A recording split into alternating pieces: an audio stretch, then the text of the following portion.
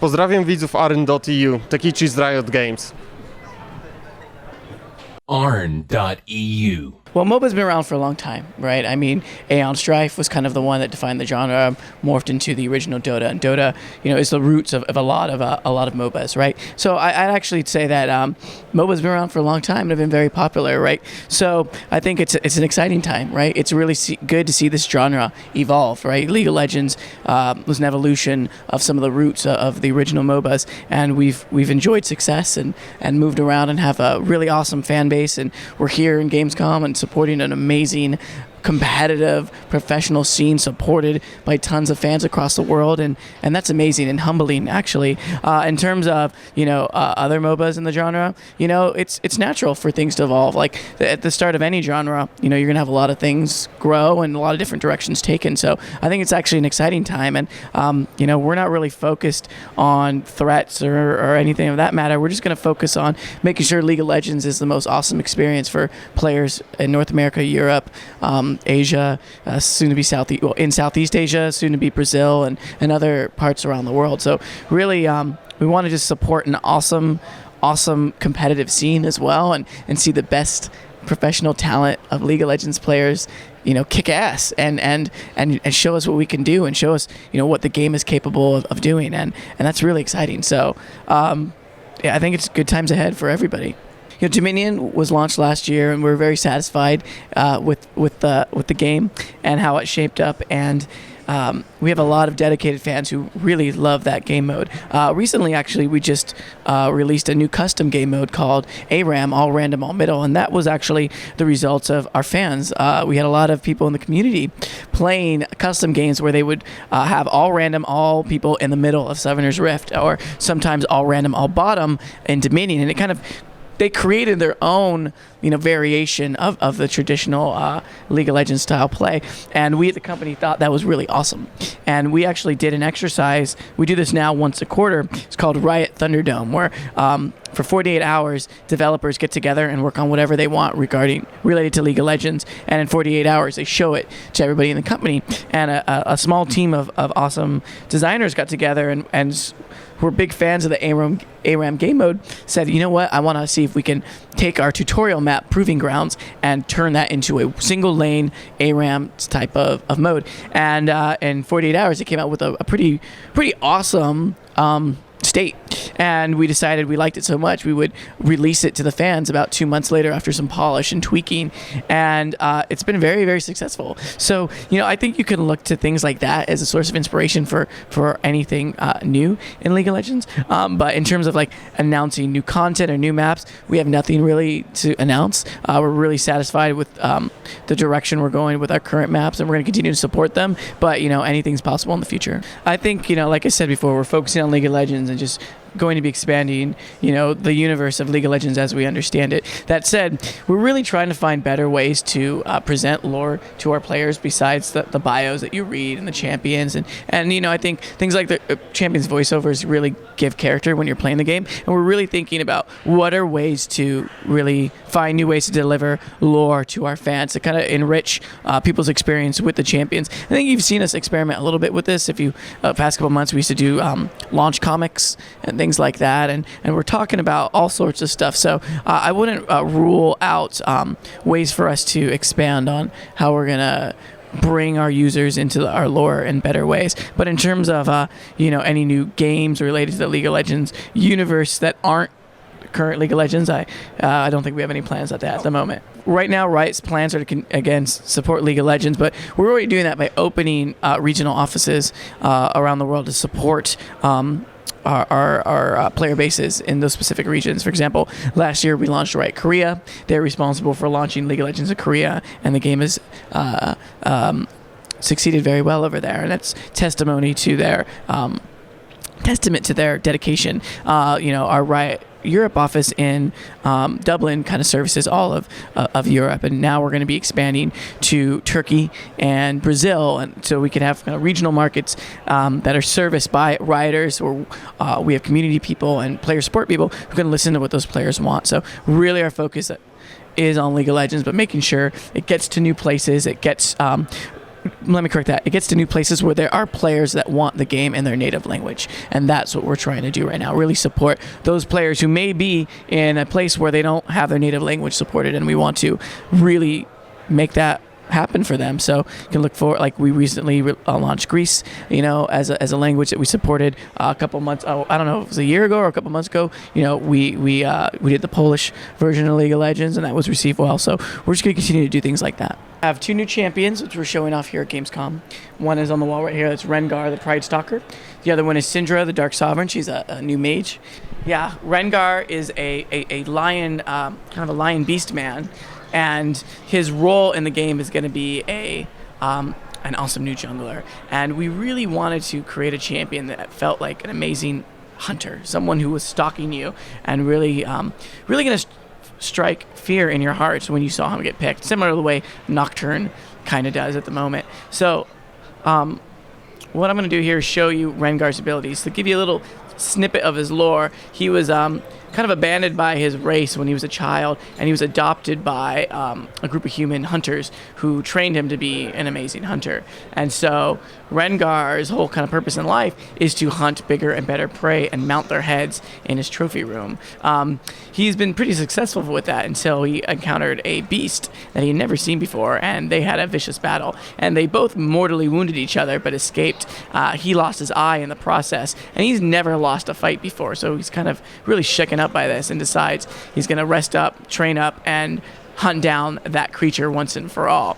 And he's come to League of Legends to hunt bigger and better prey. So that's kind of his core theme, and those themes manifest in his ability as such. He's passive, allows him to jump out at enemies from brush. So you can see this concentric circle here. Any enemy who walks around in here, if he auto attacks them, he will automatically leap towards them, literally jumping out of the bushes to cut you down with his knives.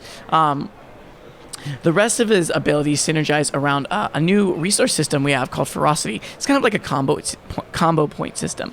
The more Rengar uses his abilities, he's able to generate these combo points. And when all 5 points of Ferocity are maxed out, when he uses an ability, a secondary effect happens on top of them. So for his Q, which is called Savagery, he does physical damage on his next hit and gets movement speed. When he's maxed out on his Ferocity, that increases on both sides. His W is Battle Roar, and this is an AoE effect around him. It damages enemies, grants him armor and magic resistance for a little bit of time. When he has full Ferocity up, it also heals him. So that's a really nice way to sustain. His third ability is Bola Strike. He throws out a bola, which causes some physical damage and slows the enemy by about 50% for a short period of time. If you're at max Ferocity, when you hit this attack, the target is rooted in place, so he literally gets tripped up in the bola wire. And his ultimate is Thrill of the Hunt.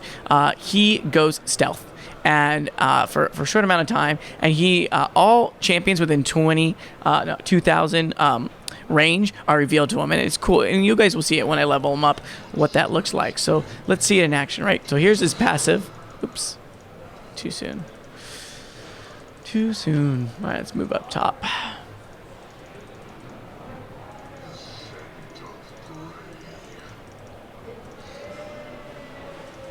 I'm going to jump in this bush over here. I'm going to attack one of these minions that are just hanging out as I get close.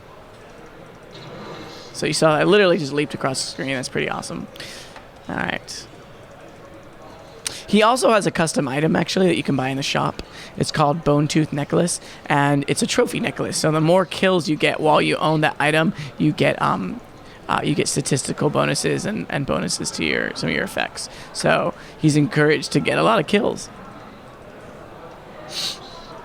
I'm going to go into the jungle here and try to get some minions to level up as fast as I can. I'm at max Ferocity now. Awesome. So as you can see, my abilities, when I'm at max Ferocity, they change color. So the icons themselves look different. Try to take down this guy. He just stunned me. Okay, that's not nice. That is not nice at all. Hey, but I'm almost close to getting my ultimate. That's good. I'm gonna heal over here. Someone reset my key binding, so let's take care of that. Not nice.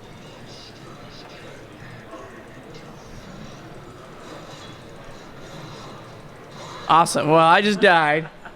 My gosh, I'm sorry, guys. So, any tips on how to play Rengar? I think really it's about making sure you're available to gank your enemies as needed. So really pay attention to your teammates and be the terrifying force that you can be. I mean, you can stalk pretty awesome by using brush successfully. So, you know, keeping a map awareness and knowing when to kind of support your teammates is going to be key to being successful with Rengar here. There's his necklace, bone tooth necklace right there. So, and buy a little lifesteal item right here. Keep us alive out there while we're trying to battle. The passive ability seems really awesome. It's amazing. Like that kind of was one of the ones that tied it all together. Really helped sell the fantasy of being a lion guy. I really just wanna level up.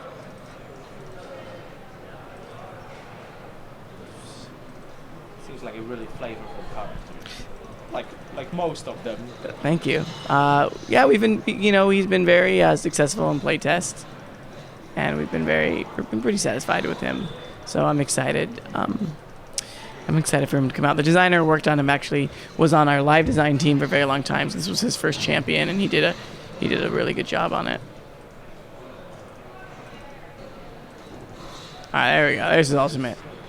So watch what happens now. Screen turns red. You get this awesome effect, and now I can leap at anybody, anywhere. And it increases the amount of ferocity I generate. So I can get, in conjunction with using my abilities often, I can attack faster and generate it faster. So in essence, that's what Rengar is all about, really using his cunning for success to ruin people's faces.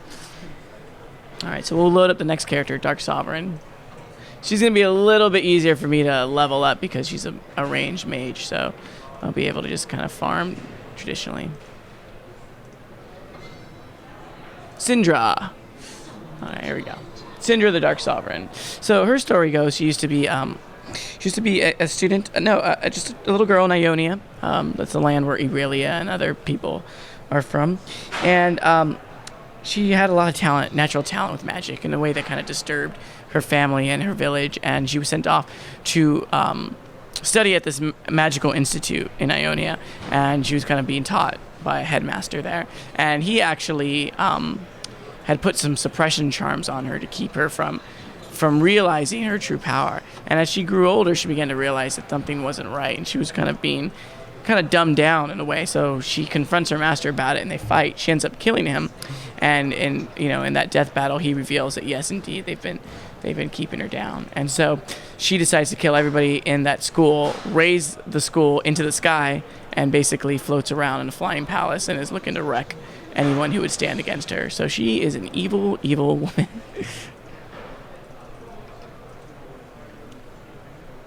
So her kit revolves around these dark energy spheres that you see floating around here. She has the ability to place these down on the map, and they cause damage to enemies, as y'all see right there. But she also has the ability to then manipulate them to do things for her.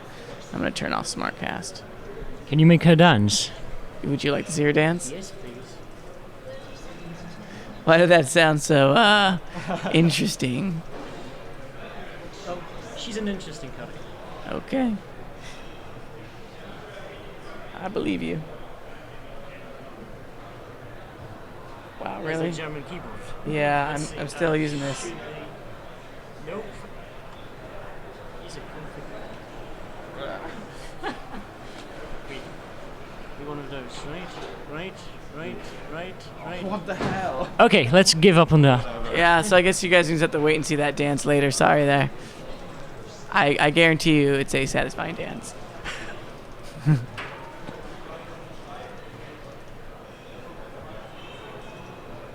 So what can you tell us about the style of play? Well, really, as a mage, she's going to be great in mid lane. She scales off of AP, and she has a great combination of utility and damage.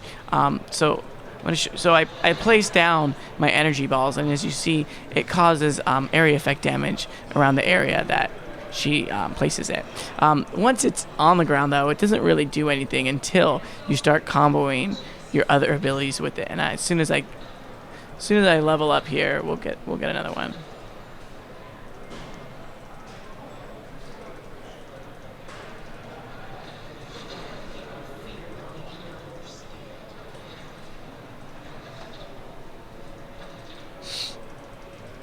So, I now have her second ability, or W, it's called Force of Will. I can actually pick up one of these dark spheres with that ability and drag it around and then send it back towards someone. So she's able to pick up those dark spheres. And as she levels up, she's going to have about 3 of them out at any given time. So she has a lot of options there. I can also pick up minions. And this is really new. We haven't done this before. Whoa. I'm excited. And you can throw minions back towards enemy, and it causes some damage. If you throw your dark sphere and successfully land it, it'll cause a little bit of a slow effect on who you contacted with. So she has a little bit of a slow on her combination of W and Q. Now, let me show you her E ability. It's a kind of it's called Scatter the Weak, and it's like a force push ability. She forces air and out in front of her. So watch this. I'm gonna drop my Q down here. Now I'm gonna use E, and it knocked the ball forward, and it stunned anyone that got in her path. So she might not have the best escape, but if someone is chasing her, she could buy herself some time by successfully pushing back on them. Also, while we continue to level, I want to show you a little trick here that's going to be really cool and interesting for people who want to do things like disrupt the jungle. Syndra does not fear the jungle at all because she has the ability to lift up some of the most powerful creeps in the jungle, including the golem buff and the red lizard buff. So say that you want to get it out of the jungle, see you later. So that's going to be pretty disruptive. He's now mad at me. I better leave him alone. So that's going to lend to some interesting play. And that's why, Syndra is probably going to be a character who is going to be hard to master because she has a lot that she can do and so much potential to really, really cause some serious damage and just displace people. She's crafty, she's tricksy, and that all fits in with her theme of being kind of a really powerful sorceress who uses dark energy. She not only is kind of be terrifying down her lane, but she's going to be able to trick you and really show. She's kind of flashy in that way. A good Syndra player should be pretty flashy. Alright, one more level to the ultimate. And that's kind of the tour de force here. When basically any orb that is on the ground, Syndra will fire on enemy champion and concentrate all that damage there. The more energy spheres that are available, the more damage the spell does. But they have to be planted. They're not just the passive ones floating around her. Slowed her down. I'm not ready to fight her yet, but I want her out of my lane.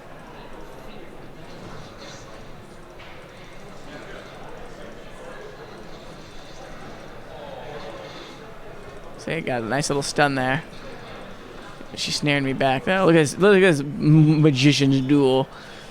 Unfortunately, I'm low on mana, so I'm going to have to go back to base, but that's okay. I've got my teleport spell. We'll be able to easily level up by the time we get back, and I will show you her ultimate once and for all. So let's go ahead and buy. Let's just buy a little mana regen here, just some more, just to give us what we need with some pots. I want to make sure we're able to really, really just let her know that we mean business here.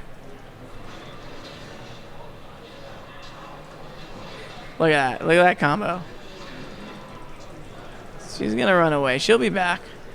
She'll be back so we can use my ultimate on her. One more creature.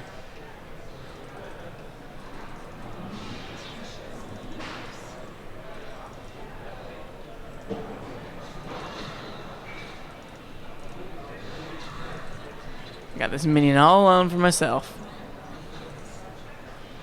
Great. So now my ultimate is up. We're going to wait for Morgana to come back. In the meantime, I'm just going to be a jerk here and let the minions know that they can't get away from me.